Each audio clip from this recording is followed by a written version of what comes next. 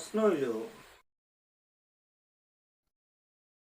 যে আমরা তো আখির নবীর উম্মত, যারা ঈমান আনছি, যারা মুসলমান, তাদের চেয়েও ইহুদিরা বেশি জ্ঞানী, বেশি বুদ্ধিমান। এটা কেন হইল? বরঞ্চ জ্ঞানী বুদ্ধিমান তো মুসলমান তাহার কথা। ইহুদিরা এদের ভিতরে এমন কিছু আবিষ্কার করতেছে যেটি আশ্চর্য আশ্চর্য জিনিস আবিষ্কার করে ফেলাইতেছে। তারা তাদের ভিতরে বেশি জ্ঞানী, বেশি বুদ্ধিমান হয়ে গেল। হ্যাঁ, মানে দুনিয়ার যে সমস্ত জিনিসগুলো বিজ্ঞান আবিষ্কার করতেছে তার ভিতর থেকে ইহুদিরাই বেশি জ্ঞানী। মুসলমানের সংখ্যা খুবই কম, মুসলমানের মেধা শক্তি এদিক দিয়ে কম খাটাইতে পারে। তারা এত জ্ঞানী বুদ্ধিমান কেন? এর একটা জবাব দিছে এরকম যে হযরতে মুসা আলাইহিস সালামের উম্মতে মান্না সালোয়া জান্নাতের খাবার 40 বছর লাগাত খাইছে। মান্না সালোয়া জান্নাতের যে খাবারটা খাইছে, 40 বছর যে খাইছে, এদের ভিতর থেকেই বংশধারী যারা, এদের ভিতর থেকেই ইহুদি হয়েছে। এই বংশধারী, এই রক্ত মান্না সালোয়া খাওয়ার পরে যে তারা স্ত্রী সহবাস করছে, মিলামেশা করছে, সন্তানাদি হয়েছে, তারপরে যে তারও সন্তানাদি হয়েছে, তারপরে যে আরো সন্তানাদি হয়েছে, এই বংশধারী যে রয়ে গেছে, জান্নাতের খাবারের একটা আসর, একটা শক্তি, একটা ক্ষমতা, এটা বুঝাইছে আল্লাহ তাআলা। ওই বংশধারী মুসা আলাইহিস সালামের ওই উম্মত থেকে কিছু উম্মত ইহুদি হয়ে গেছে, বেদুইন হয়ে গেছে।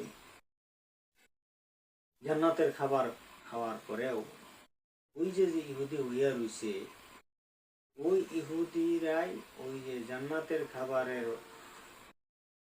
যে একটা আসর, ওই রক্তটার প্রভাব যে বংশধারী হইয়া আইতাছে, এই জান্নাতের খাবার খাইছে দেখে ওই বংশ লোহেরা, ওই আসরের কারণেই ইহুদিরা বেশি জ্ঞানী, বেশি বুদ্ধিমান, বেশি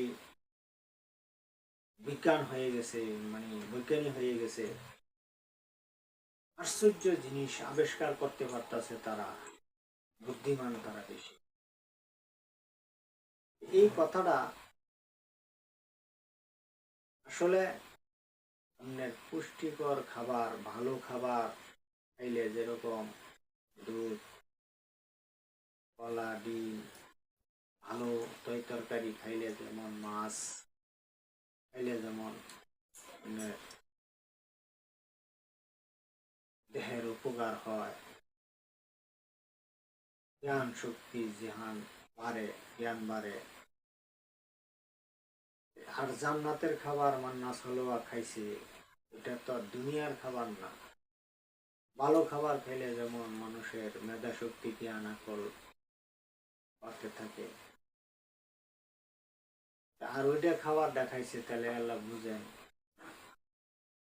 ওটার আসরের কারণে তারা জ্ঞানী হয়েছে, বুদ্ধিমান হয়েছে, এটাই স্বাভাবিক। আমরা মোটামুটি এটা বুঝতে পারলাম যে ইহুদিরা তারা এত জ্ঞানী কেমন হইল, এত মেধা শক্তি, এত বুদ্ধিমান কেন হইল, কিভাবে পাইল এই ক্ষমতাটা? ওই একমাত্র কারণই হয়েছে যে মান্না সালোয়া খাবার তাদের বংশধারীরা খাইছে, ওই বংশধারীর রক্তে তাদের শরীরে রয়ে গেছে।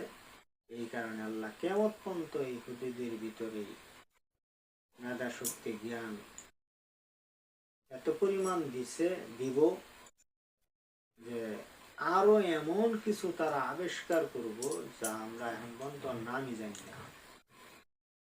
তারা এরকম জিনিস আবিষ্কার করবে।